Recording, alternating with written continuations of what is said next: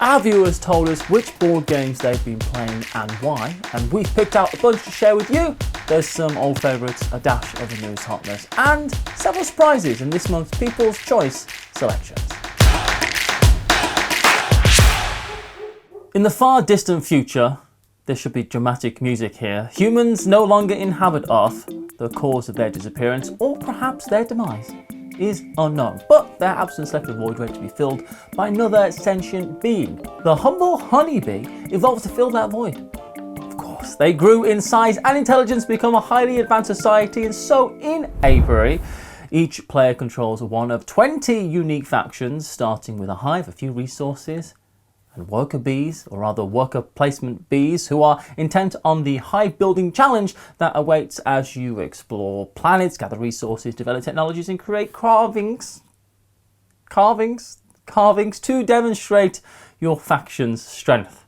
I almost said cravings. It's carvings. Why are they carving? Only the bees know. One of the many viewers who's been playing Apiary is James M, who had a lot of puns to say. Having heard the buzz this past year about Apiary, having hummed and bumbled about buying it, and having danced around in the direction of my friendly local game store, I finally decided there was no more time to let my decision wax or wane. I grabbed a copy, so glad that I did this. This has jumped straight into my top 5 games of all time. The sweet, sweet nectar of this well-designed, beautifully presented and incredibly fun game has meant Hive being blown away. I can't tell you, honey, this one will be sticking to my table for a long, long time in a galaxy far, far away. Sorry, but there are space bees after all. You've kind of fallen off there at the end. And you know you have. You started on one track and you finished on another because you didn't have the bee puns needed. Angry I am. Get it? Like Yoda. I do want to try Apiary, mainly because it's bee worker placement and you kind of bump other bees off, right? So you go to a space and it bumps the bee out, but when you bump a bee out, they get stronger, they age. And the higher the level of the bee, the better the actions they can do. And there's some really powerful like game meaning decisions to be made with like your level 4 bees before they go into hibernation. And there's like a whole little area majority thing you want to do as well. It looks fun. I'm always up for trying something by Stonemaier Games, so yeah. Well, hey there! This episode is made possible in part by SideQuest, a new line of escape room games set in board game universes. For example, SideQuest Nemesis takes players on a dangerous space mission. A valuable cargo went missing, and now it's your job to locate the ship, but there's intruders hiding in the darkness. SideQuest 7th Sea requires stealth and cleverness to crack its riddles. Each installment in the series features puzzles that allude to mechanisms of their related games, in addition to a unique 3D playing environment. All you gotta do to get started is just open up the box and start playing. You can jump right into the adventure. That's right. So follow the link in this video's description to test your creativity, perceptiveness, and ability to think outside the box in the SideQuest series, available in local game shops and directly from Board & Dice's website. Plus, be among the first to find out about the 2 new side quests that are coming later this year. Well, welcome, devotees. The celestial gaze of the great inky one falls upon you. Do you have what it takes to become the most dedicated follower? That's the actual tagline for Cosmoctopus, which is an engine-building, tentacle-gathering game where you must guide Cosmoctopus through the inky realm. A flexible configuration of tiles to gather resources and obtain powerful cards that represent relics, scripture, hallucinations, and constellations, attempting to harness the power of these bizarre objects and experiences, craft potent card combinations, and be the first to win 8 tentacles at the end of the game. And it's viewer John D, who's he knows what that means. It's a language we invented together. Who says, summoning evil in this family-friendly game was a real treat. Cosmoctopus has a lot of theme around it for what's essentially a resource-gathering, tableau-building, contract fulfillment type of game. And everyone controls the one Cosmoctopus. because there can only be one, as it kind of goes to all these tiles and you move it to a tile and do the action of the tile, which is augmented by the different types of cards. Maybe you can buy things for cheaper, maybe you can fulfill contracts for cheaper, maybe you can grab an extra contract, maybe you get an extra resource when you do this, maybe when you get one black resource you have to fit in the resource of another black thing on all that type of stuff. But it's got this crazy theme on it as well. It reminds me a little bit of Demon Worker mixed with like Splendor, honestly, which does sound good, especially when you add in the fact that there's other tiles. There's like the base set of tiles that you move the Cosmoctopus to, and then there's like extra tiles for more variability and more play. So that sounds good. And I do like it when your opponent does something in a game that means you get to win. It's like, ha! You moved there. You should have moved here, because now I can move there and I win. And it's your fault. It doesn't feel great when it's the other way around, but when it happens, it's good. Hurry to the ship! 12 houses have already burnt down in town.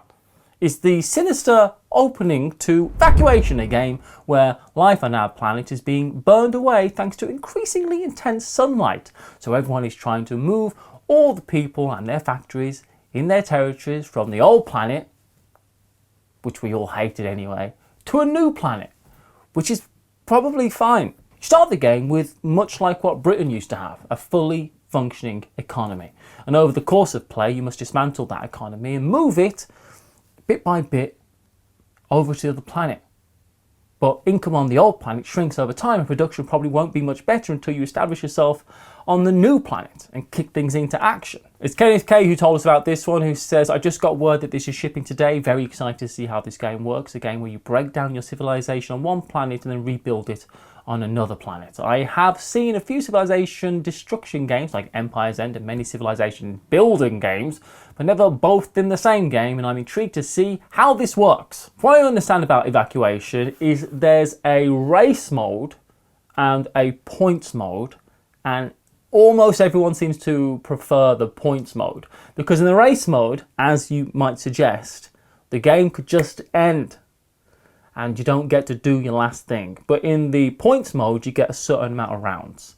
So that might be something to bear in mind. And I will say that my favourite Vladimir Suki game is Shipyard, where you don't have to destroy anything, you just build big ships. And I think that's getting a reprint, which does excite me, but I like the older art. It's the way it used to look.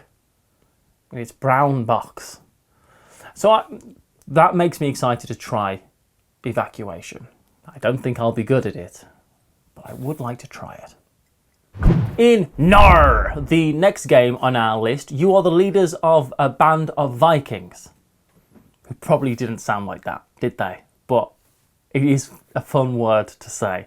And you send these Vikings to new destinations and manage the recruitment of your crew and choose the best territory to explore. And depending on destinations reached for trading or influence and the Vikings who accompany you, you can increase your reputation to gain even more wealth.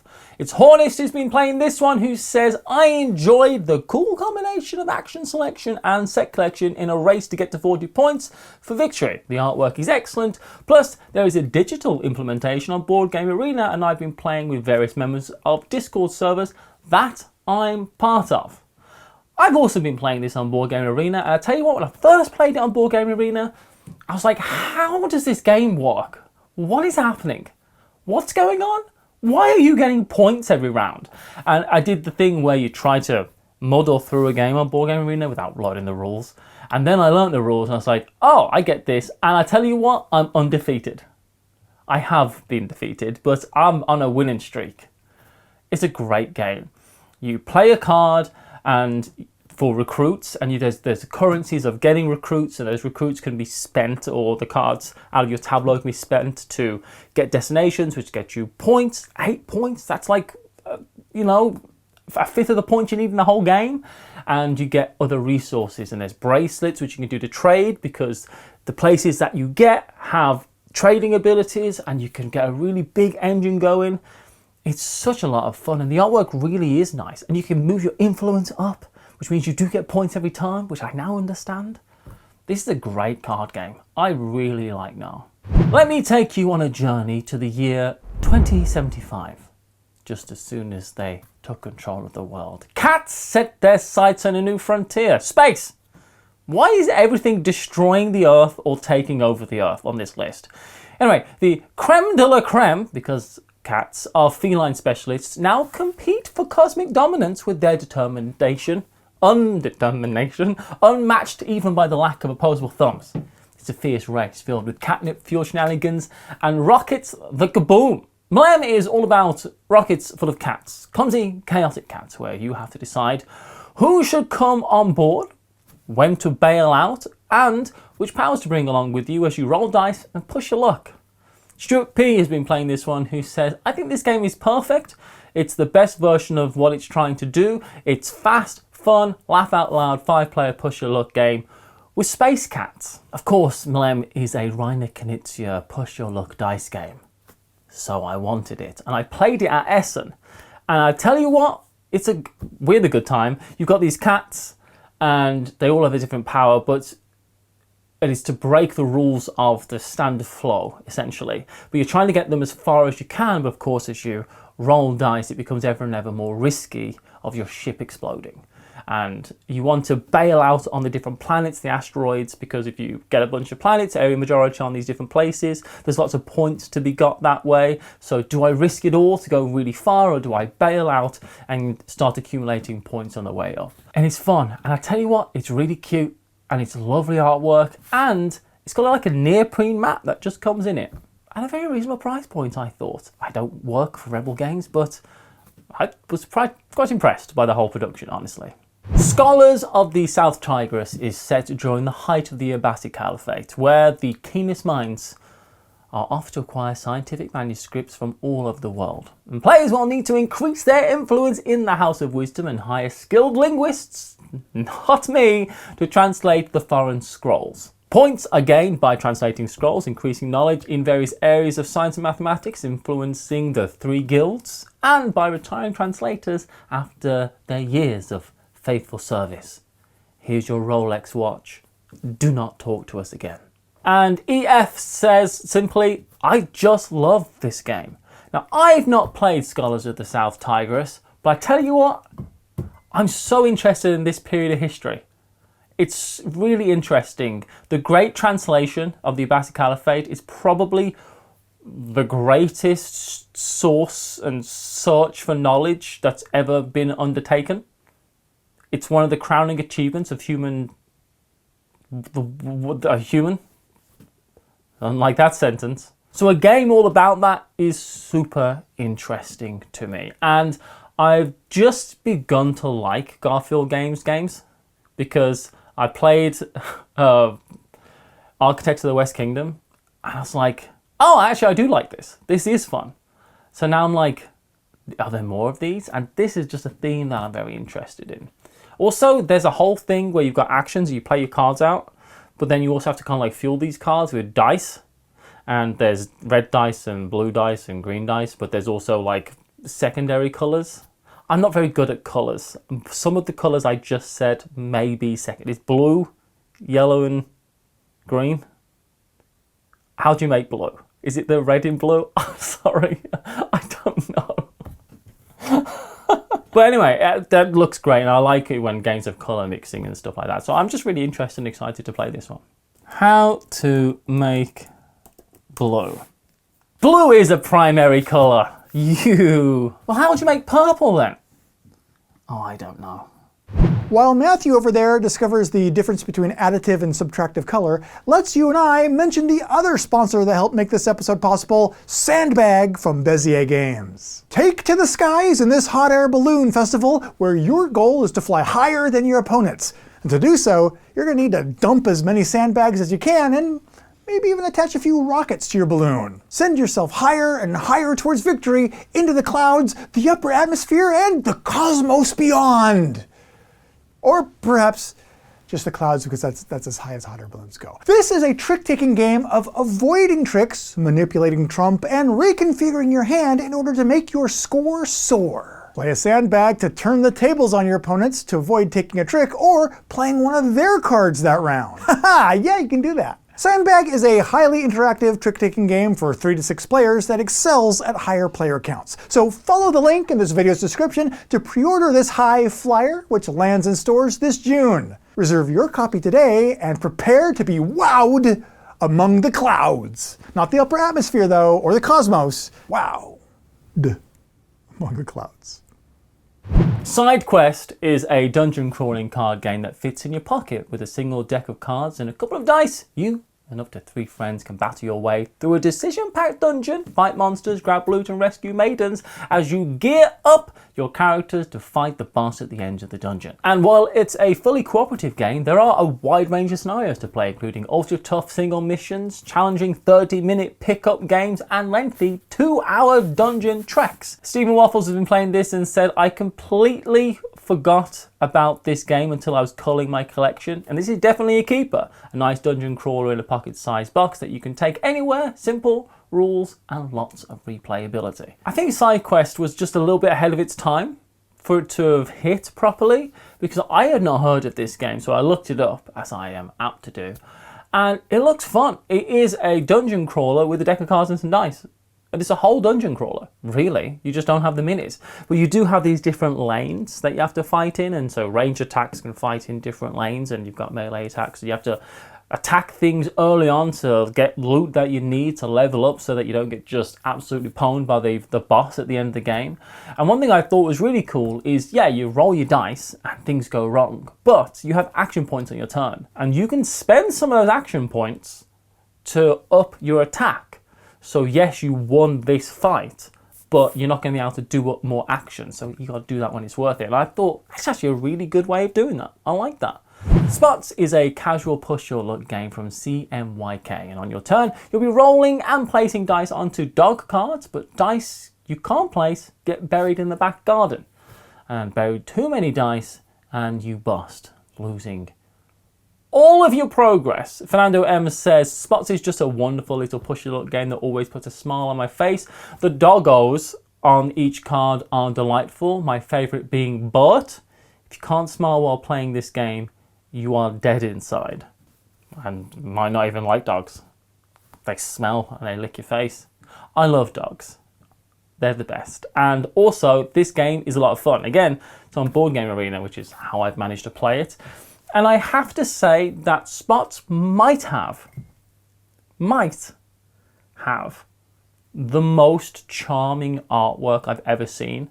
All the artworks looks like, you ever go to the beach and there's like one art shop and it's just a woman there who sells basically one type of thing and it's on postcards and mugs and t-shirts and stuff. You know this kind of shop I mean? Spots has that exact type of artwork. I'm like, this could just be, I'd buy these postcards. It's so charming, and they actually tell a little bit of a story, the artwork, and the spots on the dogs are the pips on the dice that you need. And it's a really good push your luck game. You roll the dice and you don't want to bust. If you get over 7 in your discard area, you bust and you lose all your progress. And you've got these different actions you can do. There's 6 actions to choose from, and it's fun. It really is a good little push. You know, how anyone comes up with anything new for a push your luck dice game, I don't know. But they do, and I'm glad they do it. Embark on a journey of exploration and discovery along the historic John Muir Trail in the next game on our People's Choice list in Trailblazers, the John Muir Trail. Am I saying Muir right? Who could say? But explore the majestic mountains and lush meadows, the picturesque waterfalls and alpine lakes, scale the heights of Yosemite's iconic half dome, or Sequoia Mountains, Mount Whitney. Don't tell me what to do. Maybe I don't want to. Who are you? The game takes place over the course of 12 days / rounds of hiking and backpacking where you will experience daily trail encounters. No, leave me alone. Choose to explore destinations along the trail, acquire and manage natural and personal resources, discover and observe the sights and sounds of your environment, adapt to ever-changing weather conditions and, like Britain, and move along the entire trail, all while wisely using the items in your backpack to maximize your experience.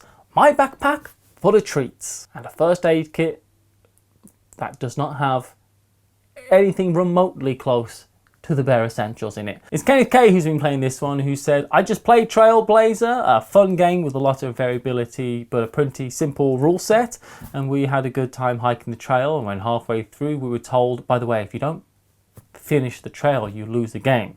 Since there are only 10 spots to traverse and only 12 turns in the game, we thought that might have been helpful information at the start of the game. Good news is that we all did manage to finish the trail with lots of interesting stories to share about our travels. Yeah, that's the thing in Trailblazers. There's 12 rounds. Every round you've got to take at least one action to hike the trail, because if you don't reach the end of the trail, you can't win. Delicious. I wouldn't mention it. And if I had mentioned it, I wouldn't mention it again. And my opponent would be like, well, I've got all these points. I've done all the set, because there's a lot of set collection in this game. Essentially, it's by and large a set collection game. You're collecting sets of things to put in your backpack, and you want 2 of each symbol so that you can start using those resources. And you've got sets of cards to get. But I'd say to my friend, wow, yeah, you've got a lot of points. Pity you can't score any of them. Delicious. For centuries, the Novarchs have ruled with an iron fist over the feudalistic galactic empire of humankind. That's the tagline for Voidfall, which is a Space 4X game that is aimed at bringing the genre to Euro enthusiast tables. What does all that mean? Who could say?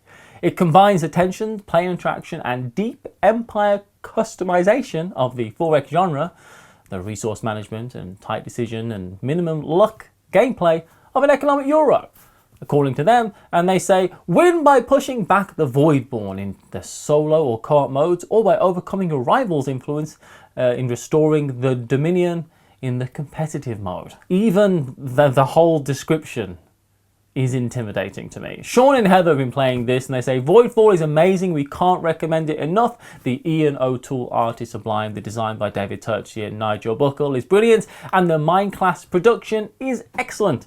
The multitude of factions and scenarios will keep us busy for years, but we're still eagerly anticipating the recently announced expansion. Of course you are, of course. That's how they get you. Am I ever going to play Voidfall? Probably not. Would I like to try it? Yeah. But from what I understand, this is a massive game. A big 4X game where at the end of each round, I think you have to also be fighting back the Voidborn people who are here to get you. And I do like the idea of a Space 4X game that is Euro-based. And the production does look nice. It's very purple and orange, but it does look nice. I mean, it's apparently almost impossible to fit on a table, but that's why we play these games at conventions, because that's the only time people have time to even consider it. And with so many multitude of options in this game, it's cool how they break it up into cards. You can play cards which have actions on, but they have multiple actions on, so you're limited by, I want to do this and this, but this is on this card, but I need to do this as well, which is on this card, so I can't do this and this and this because I don't have the option. You know what I mean? Which is an interesting way to delineate your actions when you've got such a huge list of actions to go through. I mean, and if those focus cards, those action cards are enough, there's also agendas to deal with, there's all the different abilities, the faction abilities that I have in the game, and now an expansion. People who have liked this, I've watched a couple of reviews on this game now, have said that this is a game that they wish they could just play all the time, but it's going to be an investment to play. And what's also been an investment is the investment you've put in me. Hello, it's your boy, Matthew.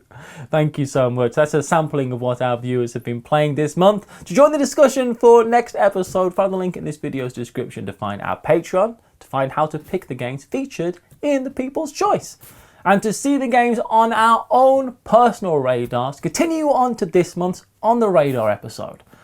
Thanks for watching, everyone, and we'll see you over there.